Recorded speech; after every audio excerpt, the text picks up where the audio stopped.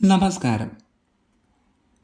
കൂൺ വിത്തുണ്ടാക്കാനായി ധാന്യ മാധ്യമമാണ് ഉപയോഗിക്കുന്നത്. ഇതിനായി നെല്ല്, ഗോതമ്പ്, ചോളം തുടങ്ങിയ ധാന്യങ്ങൾ നല്ലതാണ്. കേരളത്തിൽ നെല്ലാണ് കൂടുതലായും കൂൺ വിത്തുണ്ടാക്കാനായിട്ട് ഉപയോഗിക്കുന്നത്. ചിപ്പിക്കൂണിൻ്റെ വിത്തുണ്ടാക്കുവാൻ നന്നായി ഉണങ്ങിയതും കുറച്ച് പഴകിയതുമായ നെല്ലാണ് ഉപയോഗിക്കേണ്ടത്. എന്നാൽ പുതിയ നെല്ലുപയോഗിച്ച് പാൽക്കൂണിൻ്റെ വിത്ത് ഉണ്ടാക്കാൻ സാധിക്കും. നെല്ല് ഒരു രാത്രി ഏകദേശം 8 മുതൽ 12 മണിക്കൂർ ഇത്രയും സമയം വെള്ളമൊഴിച്ച് കുതിർത്ത് വയ്ക്കണം. പൊങ്ങിക്കിടക്കുന്ന പതിരുകൾ മാറ്റി വൃത്തിയായി കഴുകി നെല്ല് വെള്ളമൊഴിച്ച് വേവിക്കണം. നെല്ലിൻ്റെ അഗ്രം പൊട്ടുന്നത് വരെ മാത്രം വേവിക്കുക. വേവിൻ്റെ തോത് വളരെ പ്രധാനമാണ്. വേവ് കൂടിയാൽ വിത്തിൻ്റെ വളർച്ച പെട്ടെന്ന് നിൽക്കുകയും വേവ് കുറഞ്ഞു പോയാൽ തന്തുക്കളുടെ വളർച്ച മന്ദഗതിയിലാവുകയും ചെയ്യും. വെന്ത നെല്ല് മുറിച്ച് നോക്കിയാൽ ഉൾഭാഗം വെന്തിരിക്കണം. എന്നാൽ കൂടുതൽ വെന്ത് ചോറാവുകയുമരുത്. ഇതിനായി ഇടയ്ക്കിടയ്ക്ക് അടുപ്പിൽ നിന്ന് നെല്ലെടുത്ത് വേവ് തിട്ടപ്പെടുത്തണം. പാകത്തിന് വേവിച്ചെടുത്ത ധാന്യം വൃത്തിയുള്ള കുട്ടയിലോ സുഷിരമുള്ള പാത്രത്തിലോ വാങ്ങി വയ്ക്കണം.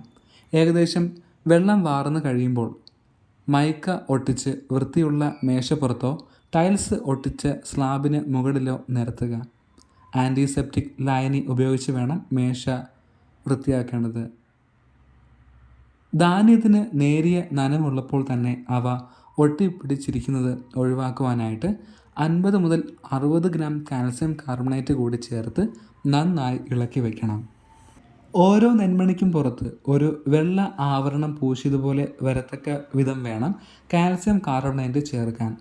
ഇപ്രകാരം തയ്യാറാക്കിയ ധാന്യം ഗ്ലാസ് കുപ്പികളിൽ പോളി പാപ്പലിൻ കവറുകളിൽ 200 ഗ്രാം വീതം നിറച്ച് പഞ്ഞിയും റബ്ബർ ബാൻഡും ഉപയോഗിച്ച് വായ് ഭാഗം അടയ്ക്കണം. പിന്നീട് വിമുക്തമാക്കുന്നതിന് വേണ്ടി പ്രഷർ കുക്കറിൽ ആവശ്യത്തിന് വെള്ളമെടുത്ത് ഒരു പാത്രം കമിഴ്ത്തി വെച്ച ശേഷം അതിന് മുകളിൽ ധാന്യ മാധ്യമം നിറച്ച കുപ്പികൾ, കവറുകൾ വയ്ക്കുക. ആദ്യ വിസിൽ വന്നതിന് ശേഷം 1.5 മണിക്കൂർ കുറഞ്ഞ തീയിൽ വയ്ക്കുക. വിമുക്തമാക്കിയ ധാന്യ മാധ്യമം ലാബിലേക്ക് മാറ്റണം. മാധ്യമം പൂർണ്ണമായി തണുത്ത ശേഷം ബുൺസൺ ബർണർ കത്തിച്ച് തീ നാളത്തിൻ്റെ മുകളിലൂടെ ടെസ്റ്റ് ട്യൂബ് സ്റ്റാൻഡിനുള്ളിൽ വളർത്തിയെടുത്ത കൂൺ കൾച്ചർ വിമുക്തമാക്കിയ ഇനാക്കുലേഷൻ സൂചി ഉപയോഗിച്ച് ധാന്യ മാധ്യമത്തിലേക്ക് ഇളക്കിയിടണം.